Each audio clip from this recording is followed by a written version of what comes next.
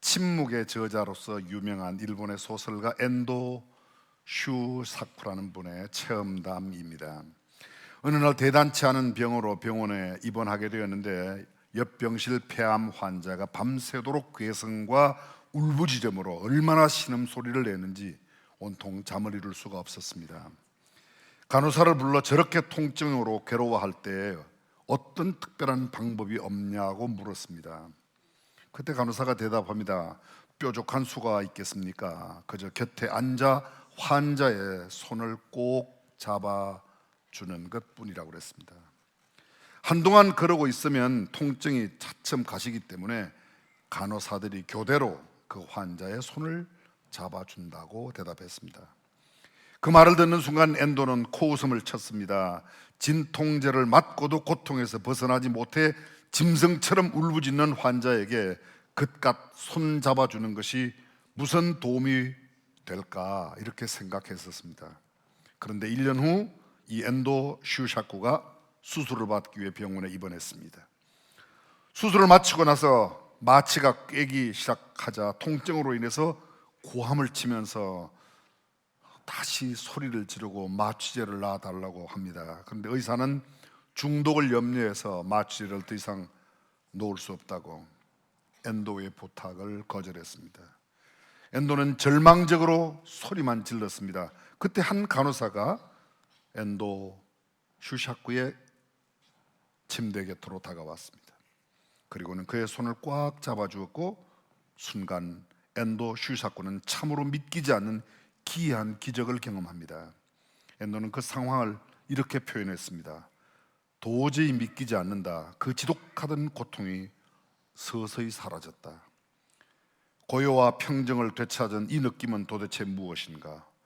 손을 잡아주는 것과 통증이 사라지는 효과는 과학적으로는 증명할 수 없지만 확실히 인간은 육체만을 가진 존재가 아닌 것만은 틀림이 없다.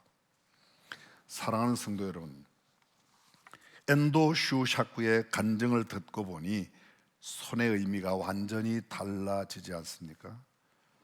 여러분은 혹시 누구의 손을 따뜻하게 잡아본 적이 있으세요? 잡아주신 적이 있으세요? 어떤 제가 잘 알고 있는 목사님인데요, 저보다 선배세요. 근데 여자를 만나서 손을 한번 잡았는데 결혼을 했대요. 어떻게 했냐고 그랬더니 손 잡으면 결혼해야 되는 줄 알았대요. 참 한 번에 손 잡는 게 지금 시대를 사는 사람들에게는 전혀 어울리지 않지만 정말 그런 마음으로 살았던 사람들이 얼마나 많은지 다시 한번 여쭤봅니다.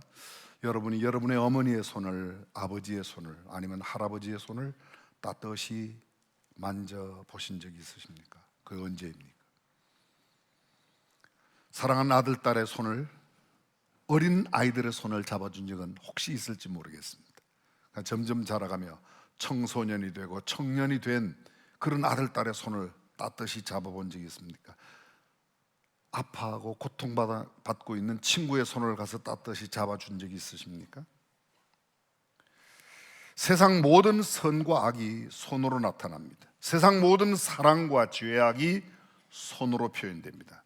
손은 마음의 집사라는 말도 있습니다. 부드럽게 쓰다듬고 끌어안고 사랑하는 손이 있는가 하면 떠밀고 때리고 욕하며 미워하는 손이 있습니다. 안아주며 토닥이는 손이 있는가 하면 마구 끌어당기고 함부로 밀치고 거부하는 손도 있습니다. 어린 자식과 늙고 병든 부모님을 위해 밥 짓고 요리하고 빨래하고 집안 청소하고 입안에 밥숟가락을 넣어주는 그런 부드러운 사랑의 손이 있는가 하면 또 한편으로는 그렇지 않은 손도 있습니다. 기저귀 갈아치우고 똥 치워주고 목욕시켜주고 등 긁어주는 부드러운 손이 있는가 하면 거칠게 대하는 손들도 얼마나 많은지 모릅니다. 나누고 섬기고 베풀고 발 씻기고 도와주는 것도 손이요, 훔치고 빼앗고 소매치기 하는 것도 손입니다.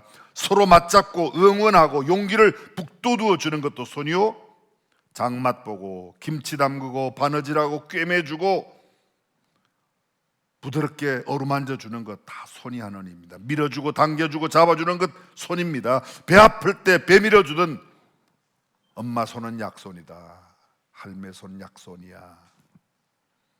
김 메고 장작 패고 논밭 갈고 두엄 주고 비료 뿌리는 그 손, 외양간 희미한 등불 아래 송아지 받아주는 그 손, 새끼양, 염소, 돼지 그것 받아내는 농부들의 손, 귀한 내 자손 곱게 곱게 받아내는 산파들의 손, 그리고 산부인과 의사 선생님들의 손, 웅장한 오케스트라를 지휘하는 손, 조금 전에 우리 보았죠? 그리고 오케스트라 단원들이 아름다운 여러 가지 악기로 하모니를 만들어내는 저런 연주하는 손, 피아노, 바이올린, 오르간, 트럼펫, 마림바, 셀 수 없는 수많은 악기들을 연주하는 그 손, 손으로 하는 수많은 올림픽 경기들, 사랑을 잡는 것도 손이고 사람을 놓치는 것도 손입니다. 이 짧은 시간 도저히 다 나열할 수 없는 그 손 이야기. 그러니 어찌 손에 대한 예의도 갖추어야 하겠고, 아침마다 저녁마다 손들어 감사도 하고, 어떤 때는 오늘은 이 손으로 무엇을 할까, 또 저녁이 되면 오늘은 이 손으로 무엇을 했지라는 생각도 한 번쯤은 했어야 되지 않나요? 여러분 혹시 하루를 시작하면 오늘 이 손으로 뭘 하지 이런 거 생각하는 사람 있나요? 하루 일과를 마치고 잠자리에 들기 전에 이 손으로 오늘 뭘 했지? 별로 생각지 않을 겁니다. 정말 제대로 손을 어떻게 쓰는 것이 바르게 쓰는 것인지, 하루 일과 마칠 때 정말 제대로 썼는지, 아니 방문 출입구에 손사용 지침서나 손사용 설명서를 붙여놓고 드나들며 보면서 연구하고 되새겨야 될지도 모르겠습니다. 우린 이미 알고 있습니다.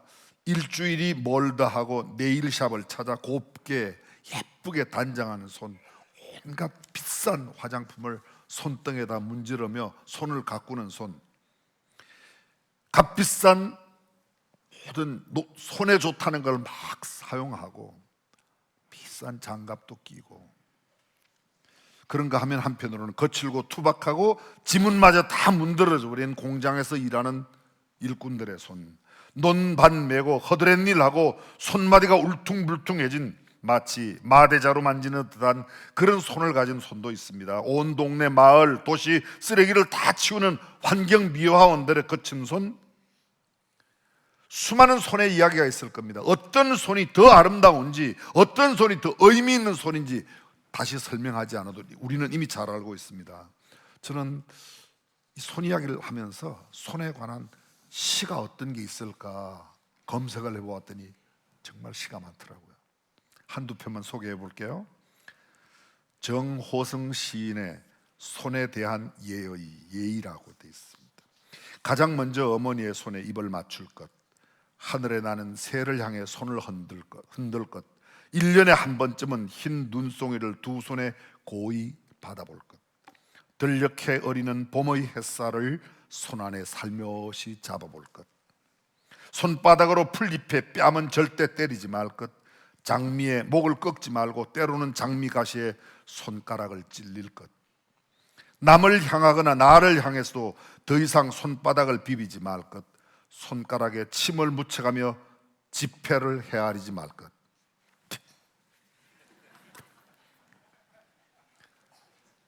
그래도 좋죠, 그죠?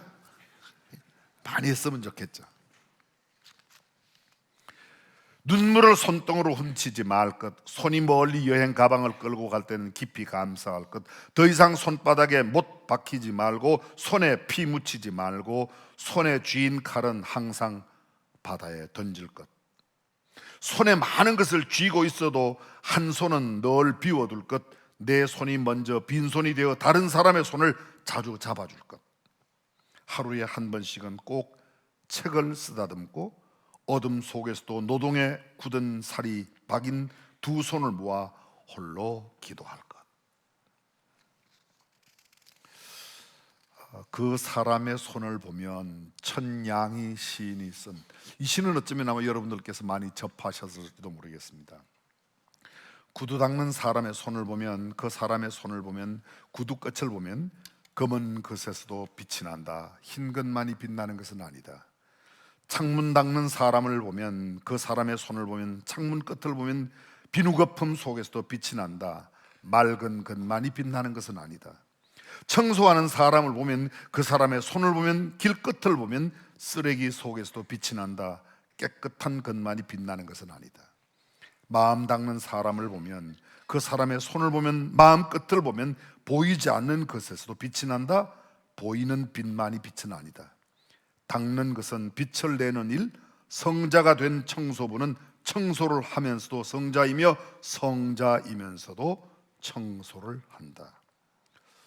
1942년도에 쓴 시니까 꽤 시간은 흘러갔지만 여전히 우리에게 무언가 주는 교훈이 있지 않습니까? 오늘 성경 본문, 우리가 너무도 잘 알고 있는 본문입니다. 예수님께서 제자들을 불러 산 위에서 산상수훈을 다 말씀하시고 산에서 막 내려오셨을 때 한 문둥병자가, 나병 환자가 나왔습니다. 선생님이 원하시면, 주님이 원하시면 저를 깨끗게 하실 수 있습니다. 3절입니다. 예수께서 손을 내밀어 그에게 대시며 이르시되 내가 원하노니 깨끗함을 받으라. 그렇습니다. 비슷한 내용, 전혀 다른 사건인데 비슷한 내용이 누가복음에 이렇게 기록되어 있습니다. 예수께서 한 동네에 계실 때에 온몸에 문둥병 들린 사람이 있어 예수를 보고 엎드려 구하여 가로되 주여 원하시면 나를 깨끗게 하실 수 있나이다 하니 예수께서 손을 내밀어 저에게 대시며 가라사대 내가 원하노니 깨끗함을 받으라 하신데 문둥병이 곧 떠나니라. 여러분, 문둥병이 어떤 병이죠? 적어도 성경 레위기 13장에 보면 문둥병에 대해서 아주 자세하게 설명합니다. 문둥병이 발발하게 되면 일단 격리가 돼요. 단순히 육체적인 병 이상의 사람들로부터 격리가 된다. 사회적인 병이라는 거예요. 그리고 이 문둥병의 진단을 누가 하죠? 성경을 자세히 보세요. 의사가 하지 않습니다. 제사장이 합니다. 이건 종교적인 의미가 있다는 거예요. 신앙적인 의미가 있다는 겁니다. 육체적인, 신앙적인, 사회적인 질병, 모든 사람과의 접촉이 절대 불가하고 불어되어 있습니다. 나병 환자는 자신이 부정하다고 외쳐야 합니다. 옷을 찢고 머리를 풀고 윗입술을 가리면서 소리를 외칩니다. 저기 사람이 오면 내가, 문둥병자인 내가 먼저 부정하다, 부정하다, 부정하다, 내가 외쳐야 되는 거예요. 나 부정하니까 내 곁에 오지 말라고. 그런데 여러분, 오늘 성경 부문에 그렇게 말하는 문둥 환자에게 예수님께서 다가가 손을 내시며 그에게 손을 대시고, 이건 예사로운 일이 아닙니다. 그냥 평범하게 읽어야 할 그런 말씀이 아니라는 거예요. 오늘의 핵심이 바로 이것입니다. 예수께서 손을 내밀어 저에게, 그 나 환자에게, 나병 환자에게, 문둥병자에게 내가 원하는 일 깨끗하라고. 잠깐 말씀을 멈추고 생각해 보십시오. 예수님의 생애를 이렇게 생각해 보면 예수님의 가지신 손이 한 세 구분으로 나누어 생각할 수 있습니다. 성경에는 예수님의 공생애에, 공적인 public life, 공생애만 기록되어 있지만 공생애 이전에 예수님은 나사렛 목수 요셉의 아들로 요셉 밑에서 목수 일을 배웠다는 거죠. 전성에 의하면 요셉이 일찍 죽어 이 요셉의 아들이었던 예수가 자기의 형제 그리고 어머니를 목수일로 부양했다는 그런 내용이 전해 내려옵니다. 그의 손은 매우 거친 목수의 손이었을 겁니다. 가족을 부양하는 책임을 가진 손, 그의 육신의 손은 그런 손이었습니다. 그런데 공생애를 시작하면서부터 예수님은 더 이상 문을 짜고 집을 짓는 목수의 손이 아니라 이제는 새로운 손으로 바뀌어졌습니다. 사복음서에 기록된 예수님의 손을 주의 깊게 보시오. 마태, 마가, 누가, 요한복음 사복음 가장 먼저 손 이야기가 나온 데가 오늘 본문입니다. 8장 1절에 3절에 나와요. 예수께서 손을 문둥병자에게 대시며, 그렇습니다.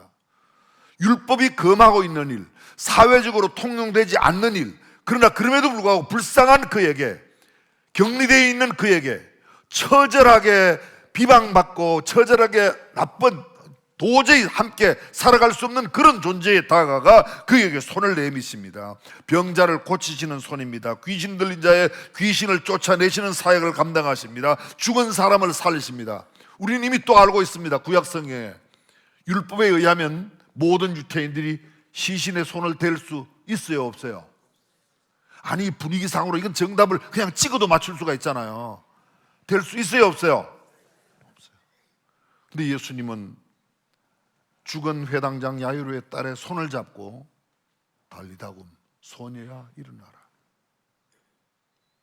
직원의 딸을, 막 죽어가는 딸도 살려내십니다. 나인성 과부의 아들, 10분 거리에 장지에 가고 있는 그 장지, 예수님은 하루 종일 걸어오셨습니다.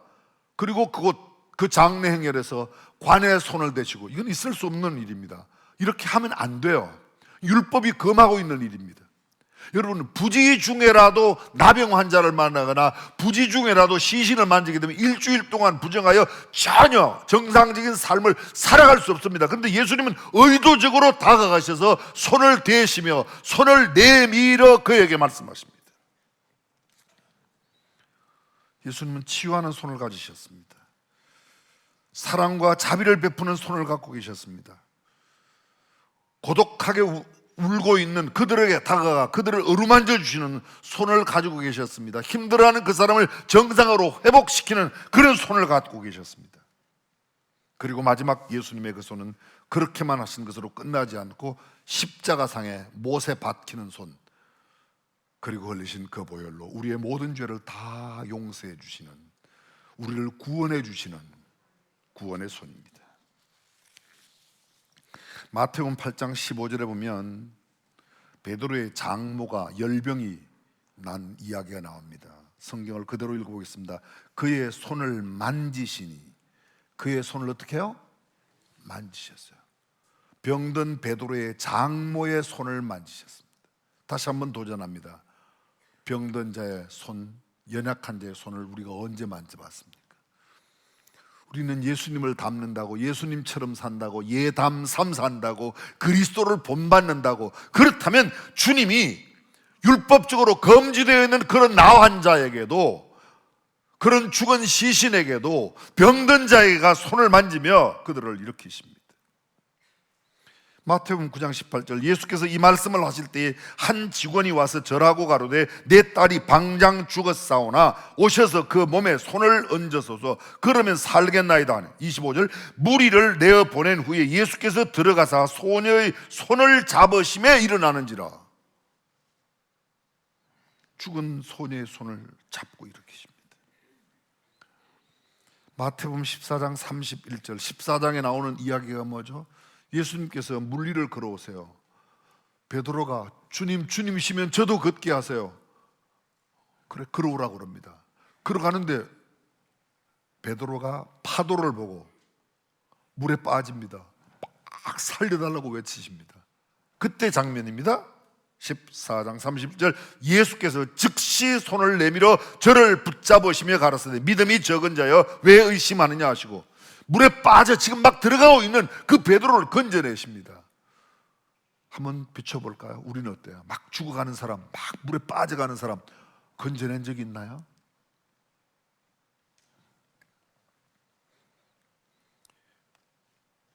마가복음 1장 41절에 예수께서 민망히 여기사 손을 내밀어 저에게 대시며 가라사대 내가 원하노니 깨끗함을 받으라.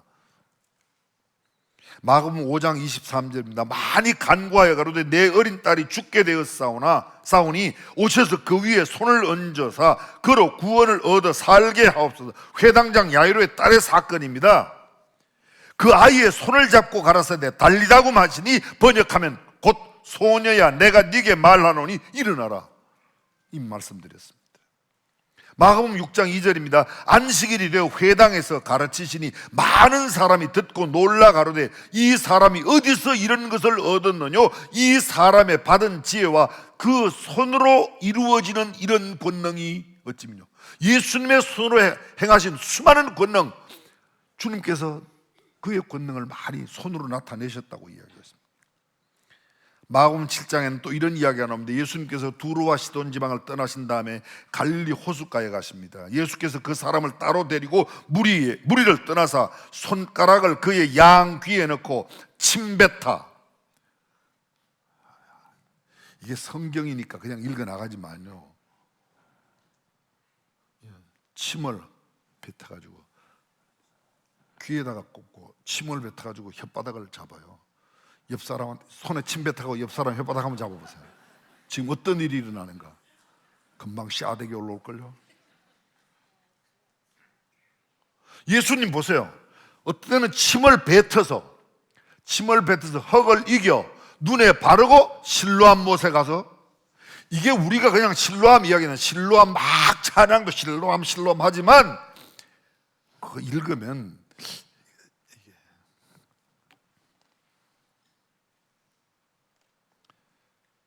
마가복음 8장 22절, 벳세다에 이름에 사람들이 소경 하나를 데리고 예수께 나와 손 되시기를 구하늘 예수께서 소경에 손을 붙드시고 마을 밖으로 데리고 나가사 눈에 침을 뱉으시며,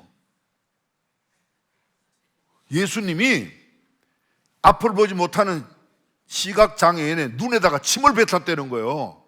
이런 게 성경에 나오는 거 알고 계셔요? 우리는 그냥 넘어갔어요. 한 번도 주의를 집중하지 않았어요. 어떤 때는 침을 뱉어 흙을 이겨 눈에 바르고, 어떤 때는 눈에다가 침을 뱉고, 어떤 때는 침을 뱉어서 침 뱉은 손으로 그 혀를 어우 더러워.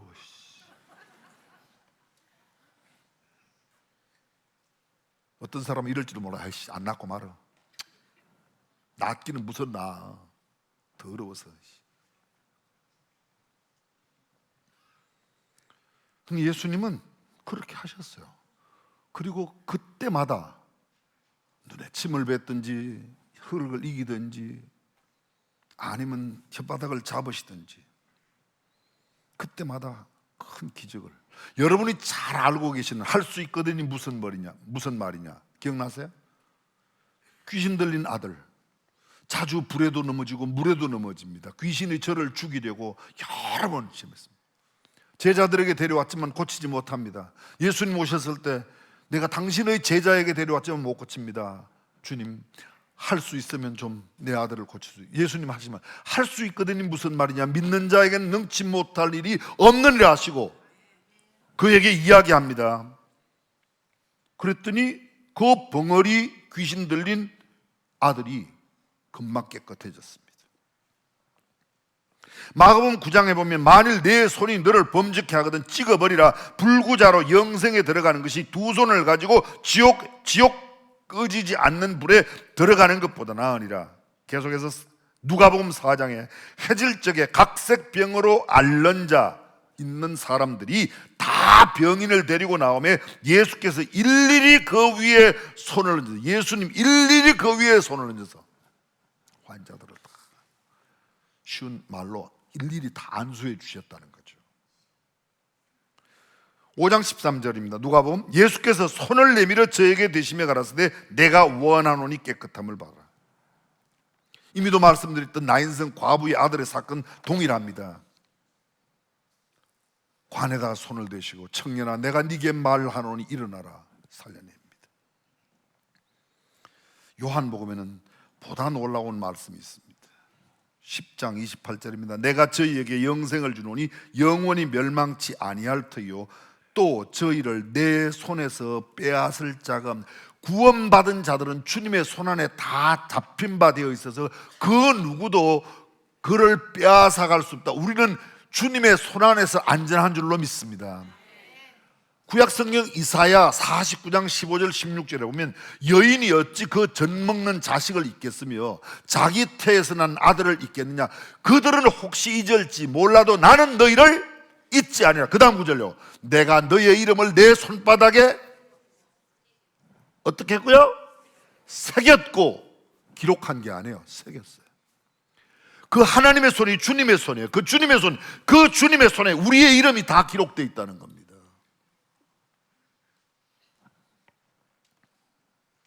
사랑하는 성도 여러분, 저와 여러분 도대체 주님을 닮는다고 그러면서 어떤 모습을 담고 있습니까? 예수님처럼 삶는다. 어떤? 주님께서 친히 이렇게 낫게 하시는 것뿐만 아니라, 친히 손을 펴신 것뿐만 아니라 주님에게 손을 대어도 낫겠다고. 12회를 혈루증으로 앓던 여인, 자기에는 모든 소유를 팔아서 그렇게 고치려고 했지만, 있던 것 다 허비하였지만 아무 효험이 없던 차에 예수께서 지나신다는 소문을 듣고 그 뒤에 가서 옷에만, 내가 옷자락에만, 원래 원문에는 늘어진 실오라기 하나만 내가 손을 대어도 나으리라고 그 손을 내밀었는데, 예수님께서 그 손댄 여인을, 누가 내 몸에 손을 대었냐? 제자들이 뭐라고 그래요? 예수님, 이렇게 많은 사람들이 미는데 누가 손을 대? 아니야, 내 몸에서 능력이 나갔어. 그때 그 여인이 나와서 제가 손을 대었습니다. 주님 앞에 손을 내민 자, 놀라운 기적을 경험한 것을 믿으시길 바랍니다. 오늘도 우리 곁에 언제나 손을 내밀고 계세요. 언제나 손을 내밀고 계세요. 우리가 원하는 방법이 아닐지 몰라요. 우리가 원하는 방법이에요.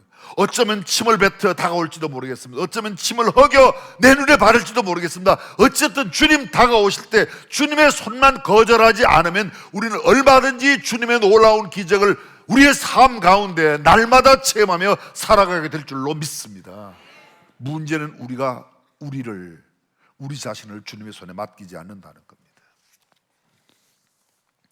지금부터 약 200년 전에 있었던 일입니다. 영국의 런던 브리지.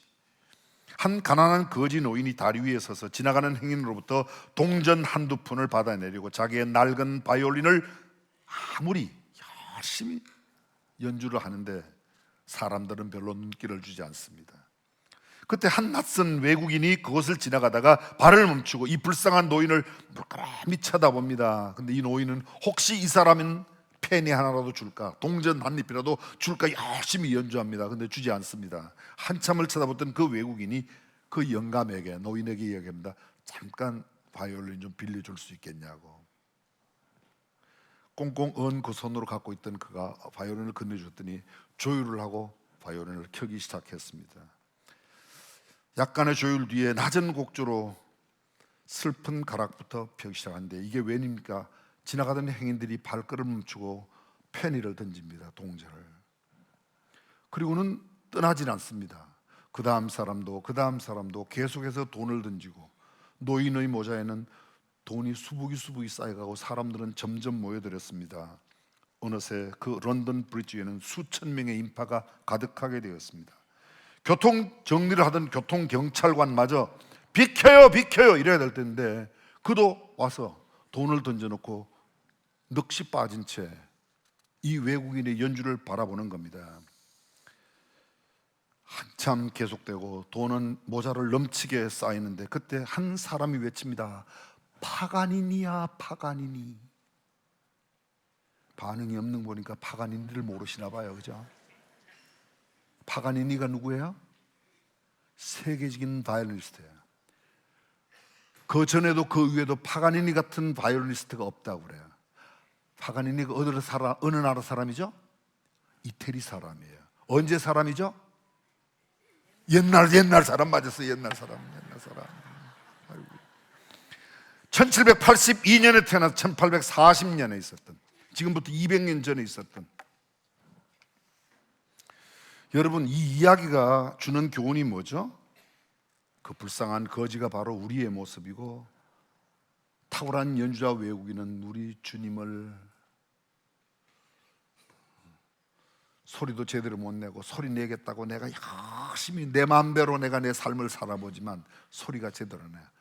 그러나 능하신 우리 주님의 손에 내가 맡겨지는 순간 나는 기가 막힌 소리를 낼 수 있는 새로운 악기로 바뀔 줄로 믿습니다. 주님의 손에 맡겨야. 그 주님의 손을 기다리고 있는 그 사람들에게 우리도 주님의 손이 되어 그들에게다가 그들을 감싸주고, 그들을 보듬어주고, 그들을 잡아주고, 그들을 세워줄 수 있다면, 아멘. 우리가 예수님의 손을 통해서 배워야 할 게 이것 아니겠습니까? 그분의 눈과 그 손이 우리에게 와닿을 때 우리의 교만과 우리의 잘난 체하는 모든 것들, 알량한 내 자존심, 내 기술로 연주하던 그 모든 것 별것 아니라는 걸 금방 압니다. 가난과 질병에 쪼들리며 죄로 물든 우리의 마음을 그분께 완전히 드리는 그 순간 우리는 개인적인 천지개벽의 놀라운 경험을 하게 될 것입니다. 우리의 삶이 바뀝니다. 영원으로, 하나님의 자녀된 신분으로, 그게 우리 주님의 손을 경험하는 거예요. 저와 여러분이 모으면 얼마나 모으겠어요? 올라가면 얼마나 올라가고, 갖추면 얼마나 갖추겠습니까? 주님의 능하신 손 안에 우리가 안기면, 그분의 품에 우리가 안기면, 그분은 우리를 모두 책임져 주시고 우리의 삶을 풍요롭게 해 주실 줄로 믿습니다. 누구의 손을 잡고 사느냐보다 내가 누구에게 잡힌 바 되느냐, 다시 말하면 누가 내 손을 잡아주느냐가 훨씬 중요합니다. 사람들이 나 주님 꼭 잡을 거예요. 근데 여러분 알지 않습니까? 우리가 꼭 잡아도 금방, 우리는 돈만 보면 그거 놓고 얼른 돈 잡으러 가죠. 내게 좋다고 생각하는 거 있으면 금방 주님 놓고 가잖아요. 우리가 놓을 수 있는 그 손, 내 힘으로, 내 능력으로, 내 손으로 잡겠다는 게 아니라 그분이 나를 잡고 계시면 우리가 저쪽으로 아니야. 세상에 살아가는 일이 결코 만만치 않습니다. 그래서 사람들은 무엇을 잡아보겠다고, 갖춰보겠다고, 가져보겠다고, 누려보겠다고 잠 못 이루는 밤을 보내면서 얼마나 부단한 노력을 합니다. 고독과 복잡한 번민 속에 살아갑니다. 퍼붓는 조롱과 비난 속에서도 뭔가 내가 일가를 한번 이루어 보겠다고 난립니다. 아니 사주로 휘몰리는 절체절명의 순간에도 난 내게 내민 예수님의 그 손을 슬그머니 당겨 내 품 안으로 주님의 손을 넣기만 한다면, 아니 그분의 손에 내 모든 것을 맡기기만 한다면 우리의 삶은 완전히 변화될 줄로 믿습니다. 세속의 눈으로 보지 못했던 그 손은 언제라도 어디든지 어떤 상황에서도 바로 나의 곁에 있을 것만, 우리가 너무 다른 것에 눈 밝아요. 진짜 주님의 손, 주님의 마음, 주님의 손길에 눈 밝아야 할 터인데, 주님의 음성에 귀 밝아야 할 터인데 세속의 소리에 귀 밝고 세상 것에 눈 밝아 주님의 것에는 둔하게 어둡게 살아가는지도 모르겠습니다. 보듬어 주시며 안아주시는 따뜻하고 보드라운 그 주님의 손, 폭우처럼 쏟아지는 두 볼에 짜디짠 액체를 닦아주시는 사랑의 그 손, 깊이 패인 쓰라린 상처를 온전하게 치유해 주시는 전능하신 그 주님의 손, 추하고 더럽고 냄새나는 전부를 수정같이 맑게 씻어주시는 용서하시는 그 주님의 손, 주의 뜻 등지며 범죄하며 잘못할 때 사랑으로 휘감은 눈물의 회초리 드시는 그 주님의 손, 두려워 말라, 낭망치 말라, 힘내라, 용기를 내라고 늘 격려해 주시며 엄지척 올려주시는, 격려하시는 주님의 그 손을 생각하고 그 손에 의지하고 그 손에 붙들림 바 된다면 우리의 삶은 분명히 더 밝아질 줄로 믿습니다. 난 당신의 손가락 마디 사이로 나의 손가락 다섯을 끼워 동그랗게 손깍지 하나 만들어지면 참 신기하기도 하지. 내 마음속 세상 근심은 걱정, 근심 모든 것 눈 녹듯 사라지고 파도처럼 밀려오는 아늑한 주님의 평화, 주님의 자유가 우리의 삶을 더 넉넉하게 할 것입니다. 사랑하는 성도 여러분, 우리가 예수님 닮는다고 그래요. 예수님 마음 품는다고 그래요. 너희 안에 이 마음을 품으라고. 그리스도 예수의 마음이니. 예수님 손 어떻게 쓰셨는지, 원어의 성경이 뭐라고 돼 있다고요? 그분의 태도를 본받으라. 그분의 손에 하는 손짓, 그 손짓 우리도 본받아 우리 주변에 그 손길 필요한 사람들에게 우리의 손을 펼 수 있다면, 아니 우리가 그 주님의 손을 경험하게 된다면 그렇게 살아가게 될 줄로 믿습니다.